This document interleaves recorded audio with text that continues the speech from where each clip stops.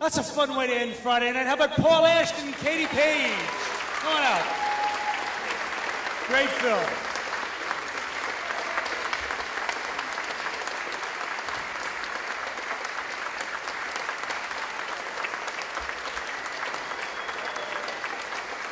Thank you.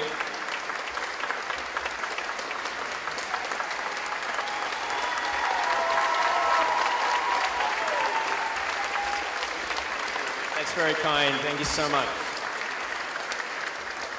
Thank you for staying. I know it has been a very long night. Yeah, for some of you, if you've seen 2 films, 4 films, that's amazing. Thank you. We really appreciate it. I need to ask my mom a question. Can you see my nipples through the shirt? Just give me some sort of a sign language. Yeah. Just so you guys know, the film is a soft R rated. The Q&A is a hard R. So if that's a problem for you, you should probably have joined the walkouts. Okay. Over to you, Ken. Okay. Do we have any questions? Any questions? Yes, right here. What was the most difficult scene to film? I think you already know the answer to that. But here's the thing about it, is the sex scene in the woods was technically the second scene we shot in the whole film on the first day. So the first 2 days of the film were shot in Big Bear, all the stuff up in the lake, just near LA. So it was Sunday morning, we met our crew, we all got in cars, we drove up and shot one scene in the car, and then we were next in the woods pretending to hump around a bunch of people we'd barely met before and were asking to work for us for 14 days in a row with virtually no pay. But we did trap them in Big Bear, so they couldn't really go anywhere, and that was sort of very intentional. Yes, we had also, of course, injected them with drugs the night before, so they were unconscious on the ride up, woke up there and had no... That is not true. There was no coercion. That was the hardest scene to shoot. Short answer. The scene in the woods. Another question, please. Yes. Are you a couple? We are, in fact. Sorry, we're a couple in real life. I put that on it a couple of months ago. Yeah, so forever. Thank you. Yes, thank you. I felt like I should have got a round of applause. Yeah, that's more than our parents gave us. Jesus. I will say, I feel like I deserve the applause for that one, but that's fine. Yes, thank you, dear. Thank you so much. Yes, we are a couple in real life, and we wrote this, probably we'd been dating for, 3 years? Yeah. When we wrote the film, we'd been dating for 3 years already. And that was the only therapy that we could afford at the time. Yeah. Yeah. It turns out it's super cheap to just get a couple of computers, one, if you can't afford 2, and just scream at each other over them. Yeah, over what's the funnier line. Okay, on with it. Clearly not that one. More questions, please. Yes, way back there. Are any of you guys stand-up comedians? Are either of you stand-up comedians? That would be me. I did do a lot of stand-up. I did it for about 3 years. Then we wrote this movie and took some time to write the film and took some time away. And probably the last show I did was when we did the film. We did a live stand-up show. So all the stand-up that you saw in the film and a lot of it that was in color and all of it that was in black and white is all from a live show that we did because we just wanted to make sure that this was the most difficult process possible. So we threw a live show right in the middle of our 14-day shoot. And that was the last time that I did stand-up. So I haven't really done it in a while. So I've been just writing and doing this stuff for a while. But yeah, I used to do stand-up for a long time. So those experiences for Elliot, a lot of that is from real life. Yes, we have a question over here. How long ago did you shoot the movie? It was in November 2013. So we started writing it in March of 2013. We shot it in November, and the first private screening was basically a year ago this week in New York, just like to a few industry people. and then it was definitely finished by sort of September, and then we played festivals, and then of course it had to be refinished last week for our distributors. Had to change out a song, but yeah, that's a long answer. November 2013, sir. Yes, right here.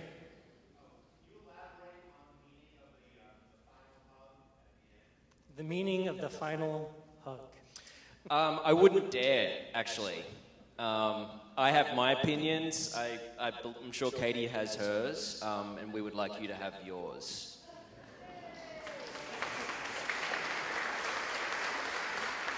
Dare I say, what you think may well depend on how many times your heart has been smashed into smithereens in your life. More questions? Yes, right here. Did you write all the stand-up? I only wrote the stand-up that was Elliot's character. Beth, who played Hannah, and Ahmed, who played Russ, and Will, who played Nate, the other stand-ups in the film, they all wrote their own material and came with their own stuff, and we sort of asked them to bring things that were thematically linked to some of the stuff we knew we'd be talking about in the film, and they did. They showed up with amazing material, some of our favorite stuff that we'd seen them do. They're all friends of ours, and we got really lucky because it just seamlessly was able to, sort of weave in through our story, so it was nice. Yeah, it wasn't sort of planned how it would end in the film. Basically, we were fortunate. Our editor was Spencer Averick, who edited Selma, which you may have seen last year. He went to Selma from our film, and I can't afford to work with him anymore. But I mean, he's got an amazing eye and amazing sort of editing energy and narrative editing talent, and so we just said go nuts with your stand-up, kids, and then we just got so lucky with how those jokes just fit in so perfectly with the way the narrative moved. But like some of Beth's jokes, Beth is kind of blowing up right now. She's just been recently on Conan and Jimmy Kimmel, and there are a couple of the jokes from here that are in there, and Ahmed's about to get his first late night show, I think, on Conan, and I wouldn't be surprised if The Crow and the Cow are in there, because why wouldn't they be? They're perfect jokes.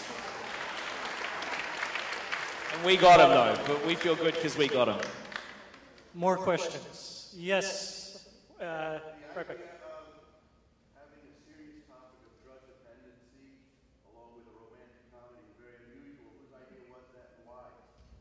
Absolutely. The idea of having a serious comedy. Sorry, the idea, repeat it, please. Sorry. He was asking about the idea of having a serious comedy and a romantic comedy together. Did I get that right? No? The idea of drug dependency and a romantic comedy combined. That's unusual, correct? That's what you were asking? And he asked whose idea it was. We had very limited time to write this script, and we both had ideas about stuff we'd wanted to write. We'd done a web series together, so we knew what it was like to write with each other, and instead of scaring us off, we just kept doing it. And we wrote this because we'd been talking about it, and we've talked about how it's not really discussed very often in film, and we've had such a great response about the drug dependency, both prescription medication and non-prescription medication.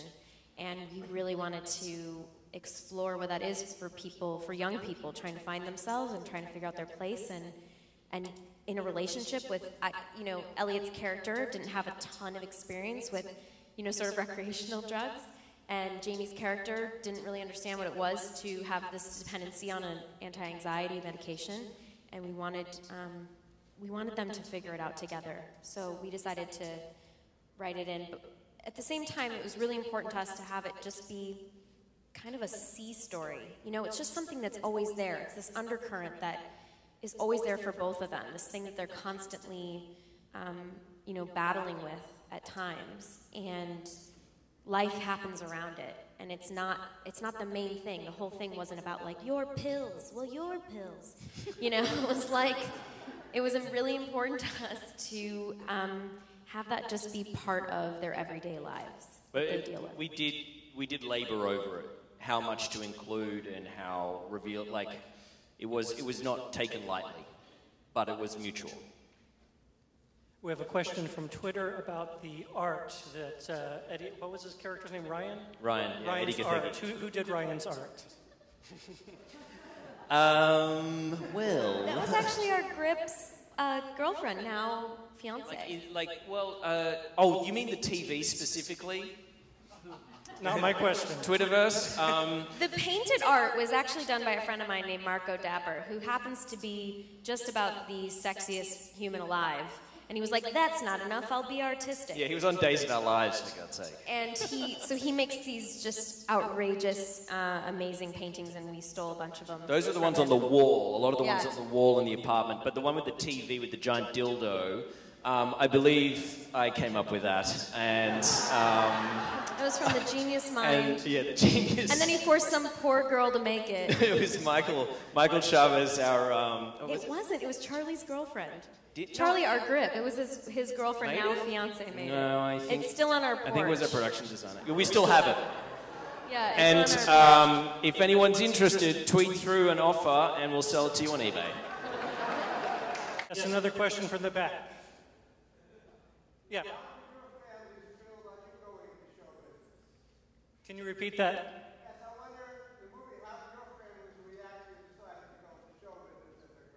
Deb? How did your families react Stop to it, you don't point her out. She going hates it. into show business as a career? My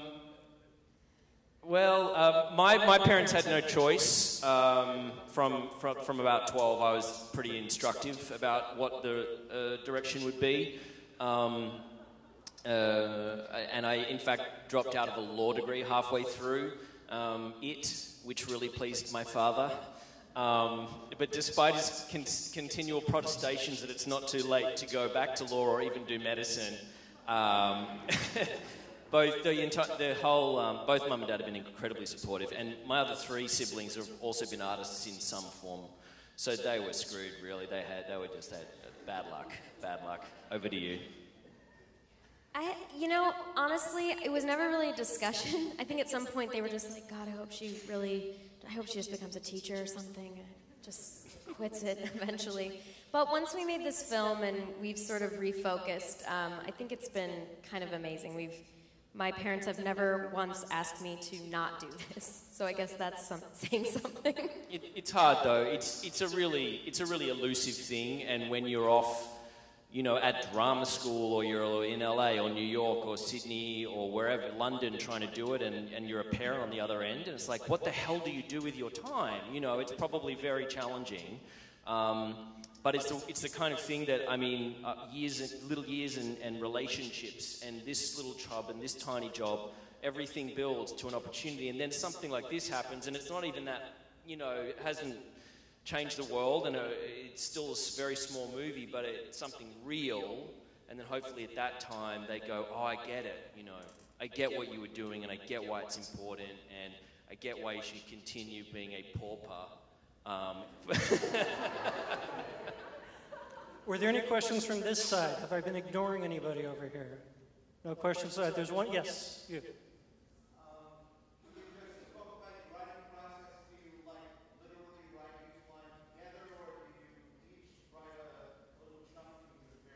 What is your writing process? Together or separate?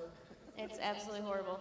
No, we wrote an enormous. We went to Big Bear when we first were given the money the seed money to sort of start this thing. We went up to Big Bear and locked ourselves in a cabin and started. And we did write an enormous amount of the first act together. Yeah, I think the first 20 pages we wrote together a lot. We broke the story together. But then look, when we did our web series, we would just write whole episodes each and then just edit them down. Or should I say, Katie's would be perfect and mine would be edited to the shit, because that's just the way it works. But then once we got into the feature, we started to split along narrative lines.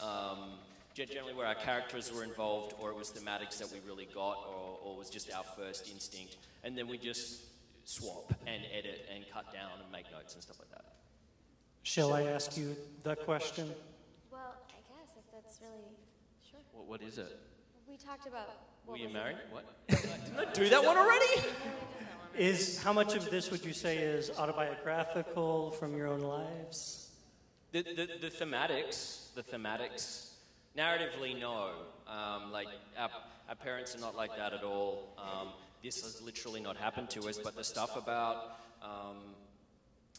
dealing with anxiety or dealing with a predilection for indulgence in self-therapy or, you know, prolonged adolescence and self-sabotage and all that stuff, that's absolutely real. Very real, too real. And that was, you know, why we wanted to do it. Other questions? How long have you guys been together? Almost, in November it'll be 5 years. So we did this after about 3 years. We celebrated, was it our 3rd year anniversary on set? Or 4th? Yeah. Our 3rd year anniversary when we were on set. And the guys were like, oh shit, it's their anniversary. And one of them ran out and got a card. It was very sweet. We were like, we they all don't signed care. it like, congrats, question mark. But we got through that and we got through all the post-production, so we're hopefully never going to do this again. Okay, we have time for one last question. Do we have one last question? Yes, sir. What's next? I'm making a couple of spec commercials so I can try and work as a commercial director to make some real money and pay for my family. But next, creatively, is a feature film currently called In My Life. I didn't write it. Maria Menounos is one of our executive producers, and she's passed this on through some writer friends of hers. It's a beautiful film set in 1974, Southern California, about a couple of 14-year-old best friends. One of them loses an eye to a tumor and has to wear like an eye patch, and it's semi-autobiographical from these two guys who we know who are writers, and It is a giggle fest. It is actually, it's sort of like Stand By Me meets The Fault in Our Stars, and it's got a lot of rock and roll, and it is just stunning and beautiful, and we need to now raise money. So if anyone has any money and wants to be part of something special from the ground up, come and talk to me. The super ground up. Like they're starting underground. I'm just trying to work as an actor. I haven't really, I haven't been doing stand-up because we've been doing a lot of this stuff, and I don't miss it that much. I just want to be performing, so I just hope to be doing more of that. So I'm auditioning and looking for new representation, etc. All that LA stuff. Yeah, it's really fun. You guys should come out there sometime, because it isn't beautiful here or anything. It is so Love this beautiful town. here. And I think we'd love to know what's happening next with this film. Oh, That's actually that's more actually interesting good. We've than had a any of good the other week. stuff.